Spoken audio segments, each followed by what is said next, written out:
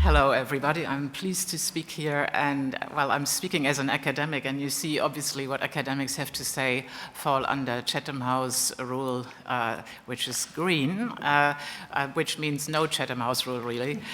So you're free to use your social media. I'll talk about contestation theory, key concepts, scenarios, and a conclusion, and it'll mainly be how to live with a norm contestation. It sounds a little bit like you feel you have to accommodate to contestation. I think contestation is a very good thing, and since I'm a theorist, I'll try to explain why that is, and then direct you towards pathways of where contestation might happen in the field of cyberspace governance.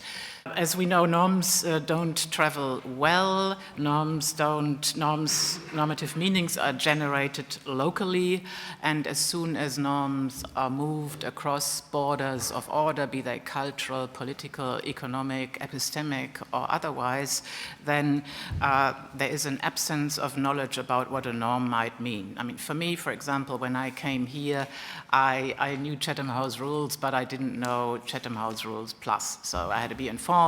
Otherwise, you might actually break the norms without even knowing it. Now, we are looking at norm implementation in globalized orders, where we have a multiplicity of stakeholders who are affected by global norms, and what we have in the absence of a functioning liberal global order is that the means of political representation are limited.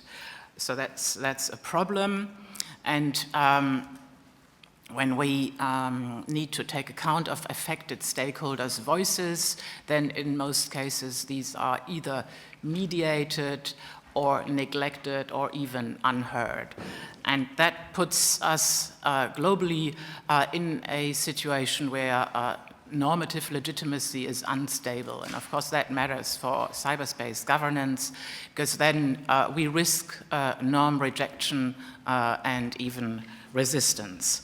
That comes to a large extent because of the absence of local knowledge about the meaning of norms.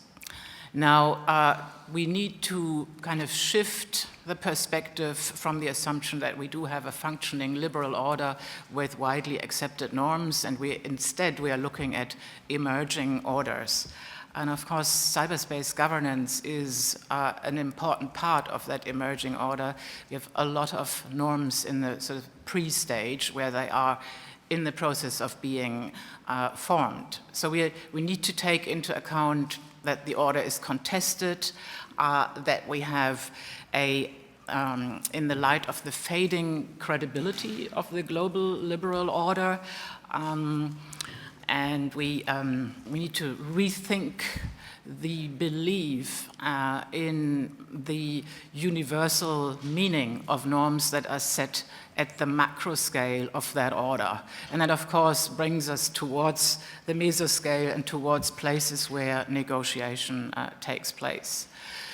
So the order that is contested currently is that order that assumes universal validity of norms like normativity, human rights, and so on in a top-down logic.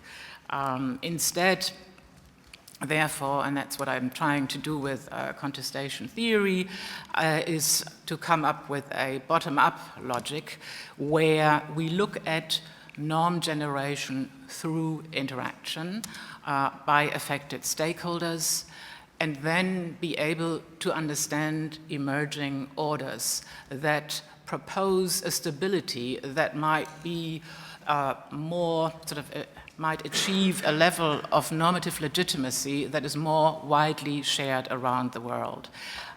So that is then a bottom-up logic, and of course, coming from theory, I can juxtapose these two logics. We often are in between the two of them, but thinking bottom-up is a different dynamic in the way of where norms come from and how they work. And I'll say a few things about a model of how to think about this, where we are actually operating when we are interacting about norms, so that we know where are norms contested and who are actually the stakeholders who are affected by the norms of governance in this field. And the purpose of this, normatively speaking, would be broadly saying how to enhance access to norm contestation, so as to then own a norm. And the key thing that will come up again and again in the talk is what could be pathways for participation for those affected stakeholders. And this is a real thing. We can talk about institutions, we can talk about places like the UN headquarters, for example. The open-ended working group will come up. And so these pathways are important.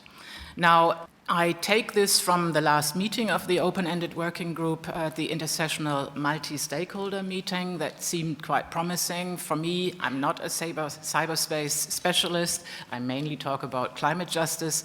But here I could see that you had a broader, sort of a more varied access of multiple stakeholders than, for example, when you talk about the COP, where usually civil society and non-state stakeholders are outside the gate. They are allowed to protest, but they're not allowed in.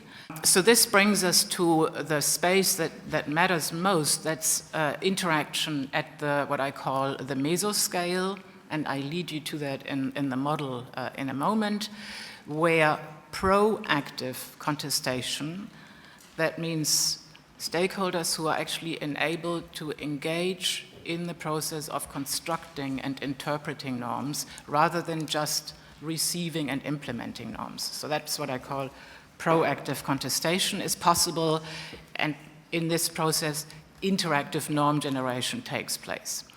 And here I refer to what Jimena Kurowska said at the UN headquarters recently. The open-ended working group can actually be a conducive space to achieving cyber norm legitimacy.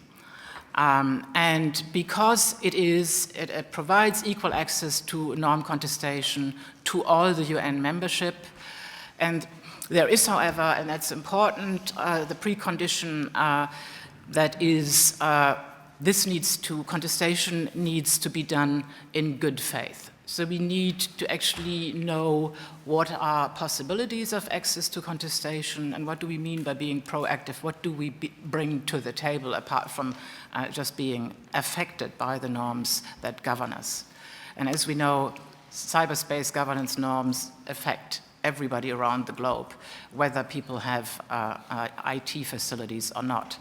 Now, briefly, if I may, I just wanted to, because I do come back from a public philosophy background with this.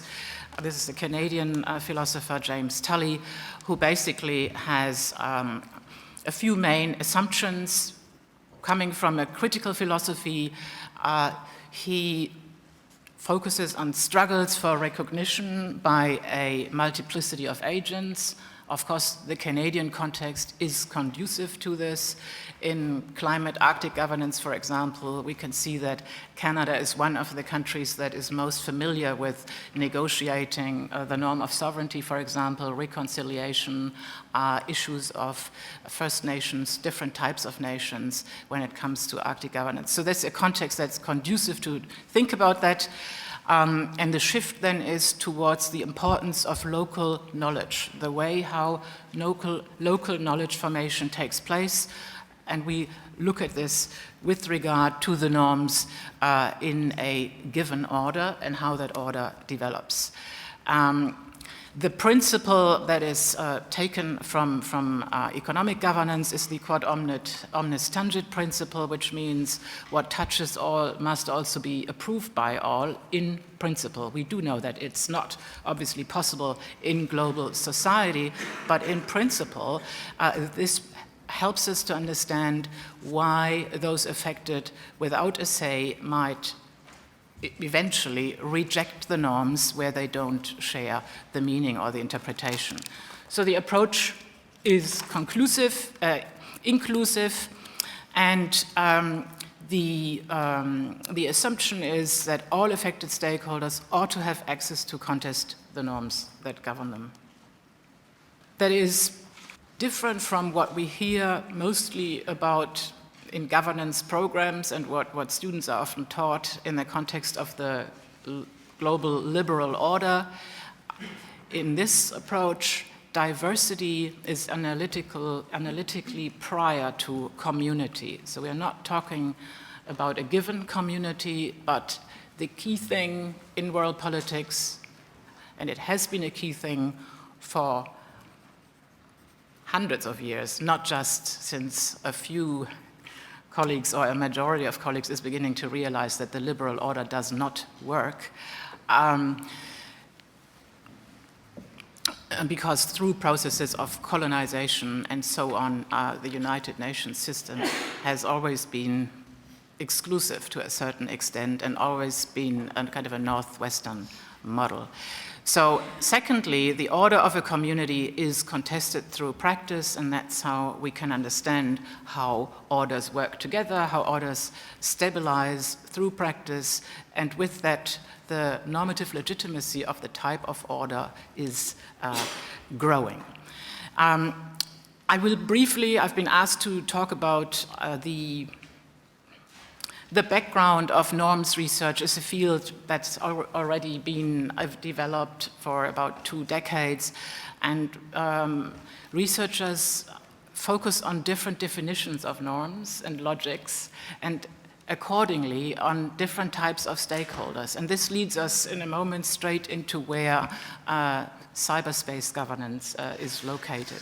So if we look at the definitions, I distinguish, drawing on Antje Wiener's excellent paper for the UN headquarters in December on regulatory norms, strategic and decolonial.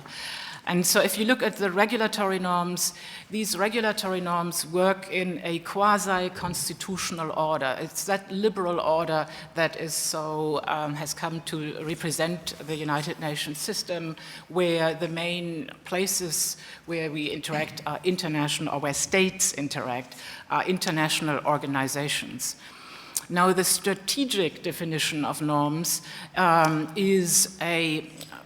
that's kind of the constructivist move towards a political order in a given community, but it's still the liberal and what coming from constitutionalism we would call a modern constitutional setting that is, it is governed by the principles and norms and values of the liberal order of the North or West, where everybody knows that these geopolitical assignments don't work particularly well, and that's why these norms are often highly contested and misunderstood.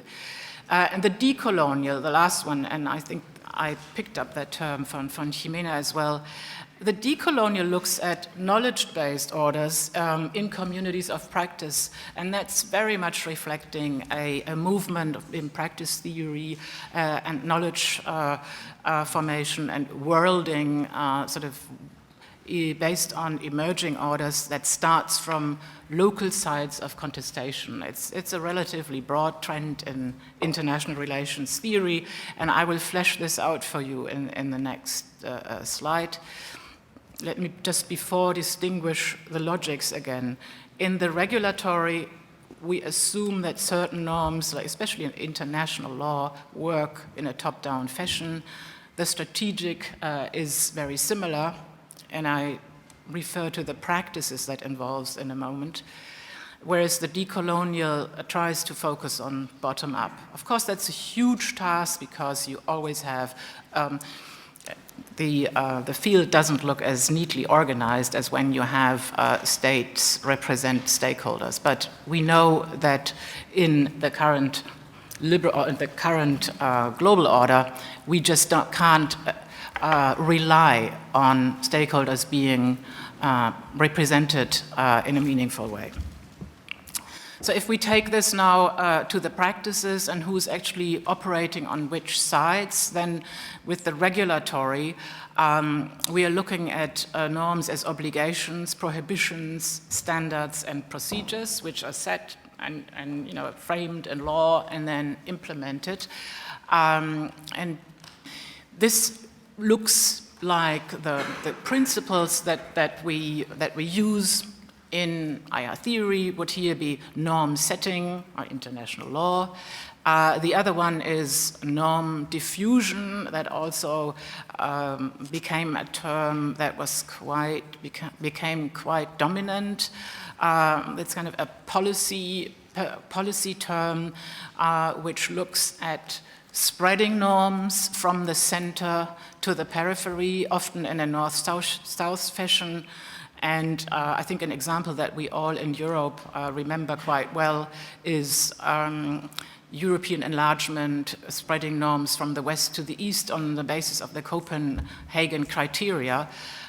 From my critical perspective, I think that was one of the worst examples that we had, and it led to many misunderstandings, and it should not be used as a blueprint for any other global governance processes, as just suggested. I read it in the papers yesterday by a German politician, Vogel.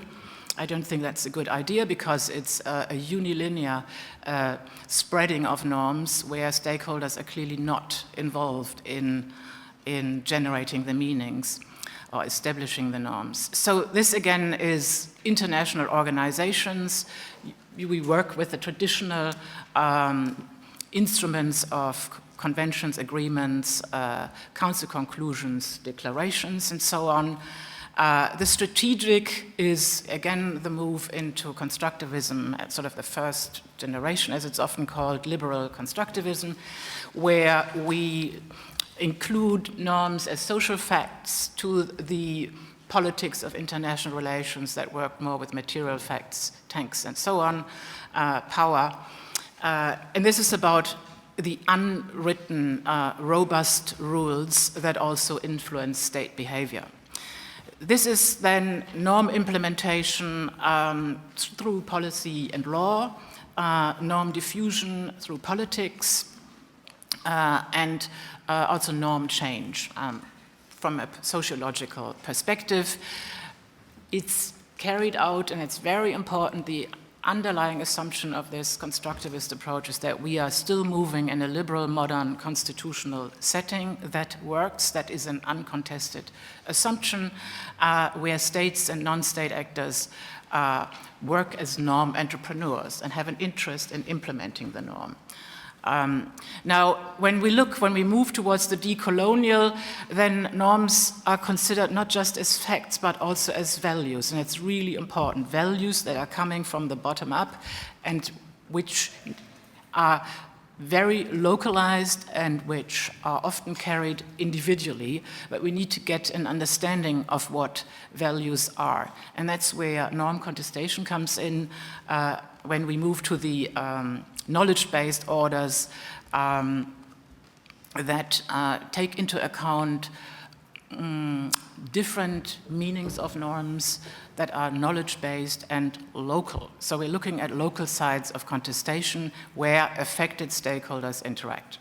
So that's the setting, and we're moving to now to some key concepts, and I try to be very brief here.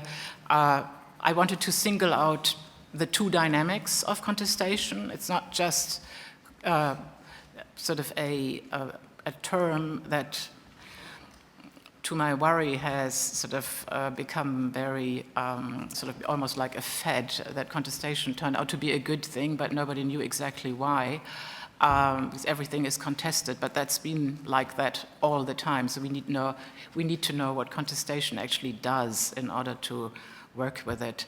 So contestation, one dynamic would be objection, and that's of course something where which is unpleasant, but also it can also be an indicator. So objection to compliance with norms indicates to us that somebody isn't happy with the concept.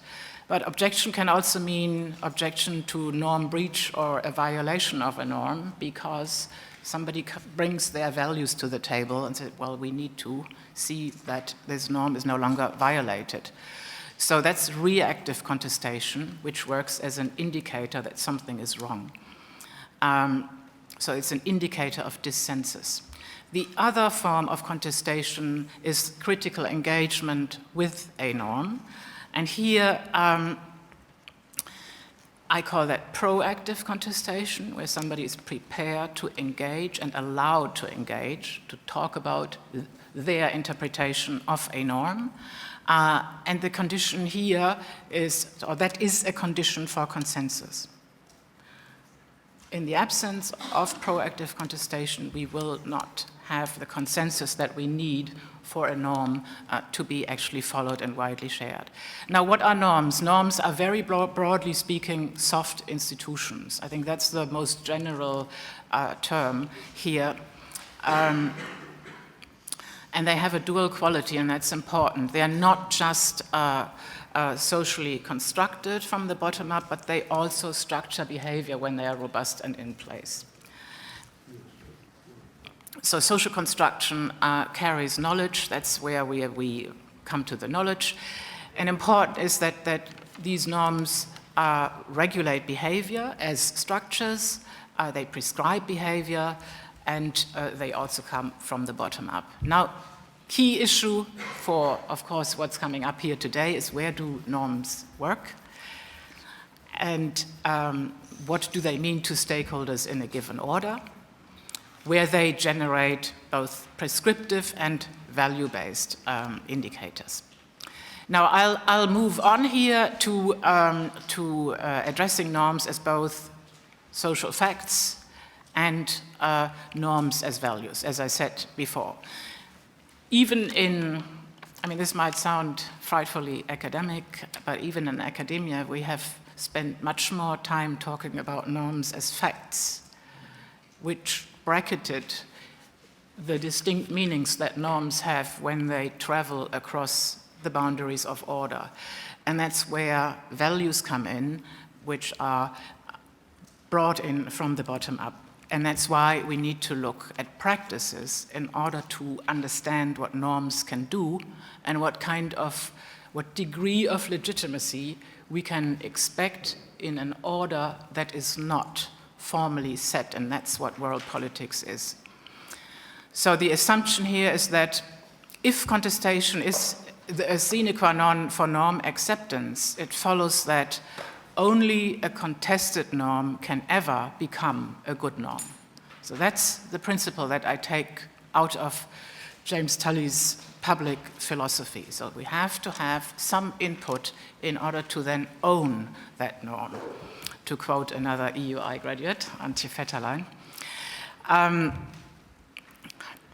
So then we now need to see how we actually how can we operationalize contestation? I mean, that's something where we then move into politics, whose practices count in the process of norm contestation, and whose practices ought to count. And that's something where we could think in terms of the threshold of pathways to places where cyber norms are discussed. Now here is the scenario on where I talk I make a suggestion for the cyber norms that come into play that have been developed in 2015, and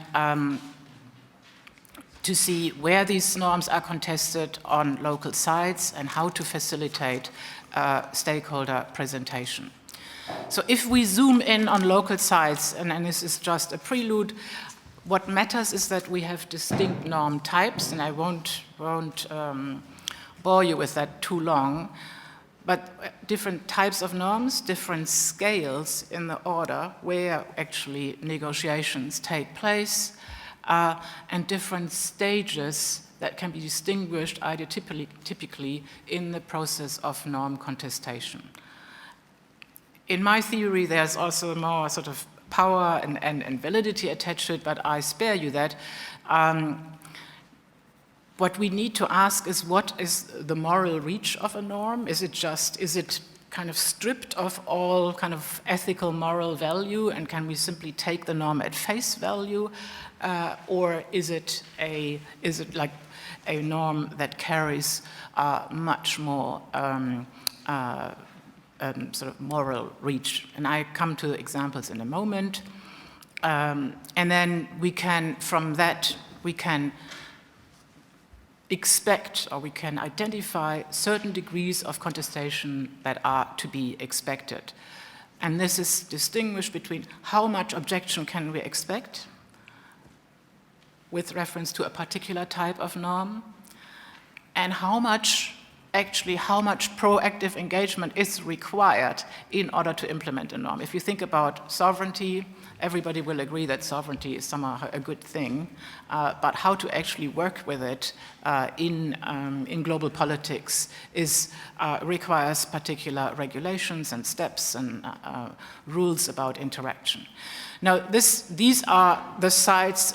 9 sort of sides can be distinguished if you look at stages of norm implementation as one that could be the constituting state. That would usually be a UN setting.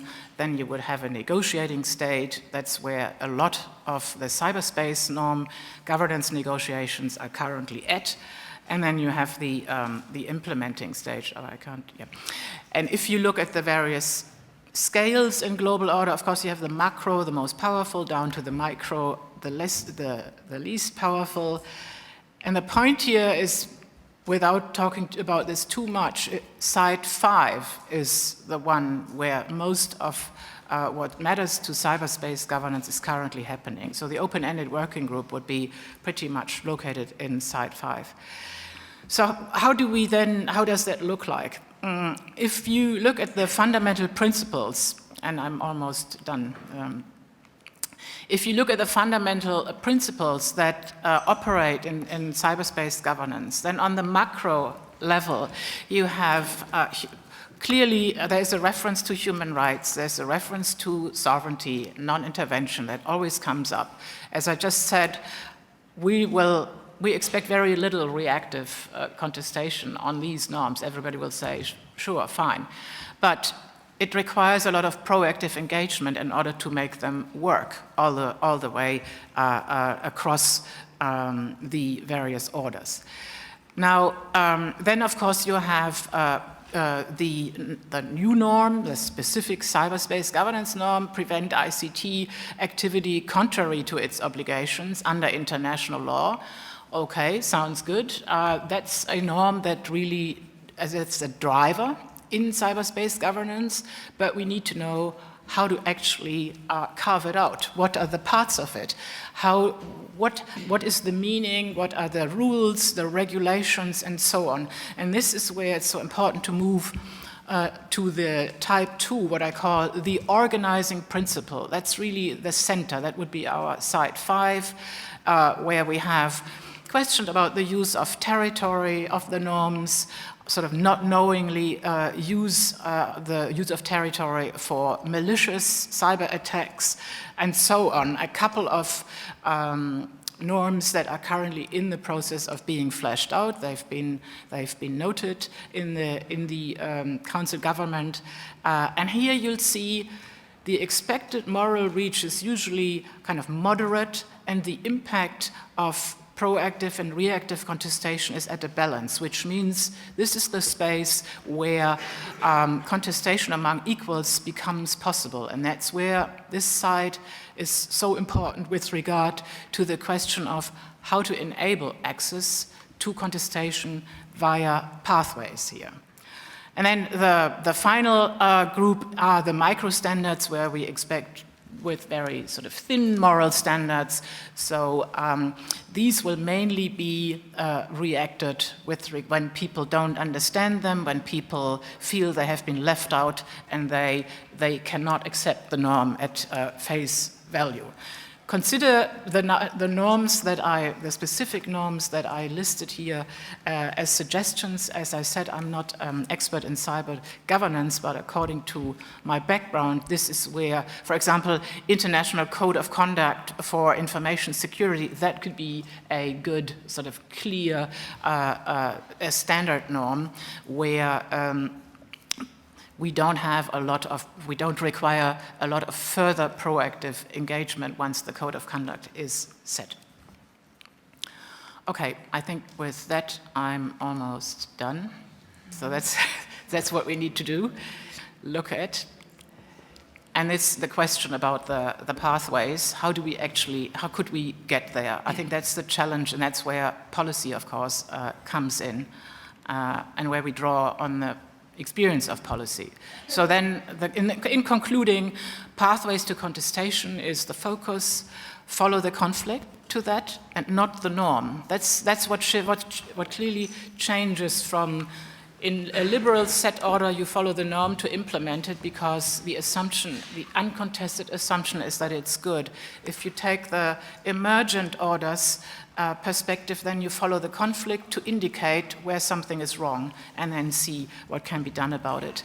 And the observation here is locating reactive contestation on local sites, mapping affected stakeholders, then evaluating conditions for access to proactive contestation, and establish pathways to norm negotiations at the meso scale. And the ultimate purpose is to facilitate a multi-log amongst the multiplicity of stakeholders based on institutional change and enhanced normative legitimacy. Thank you very much for your attention. Thank you.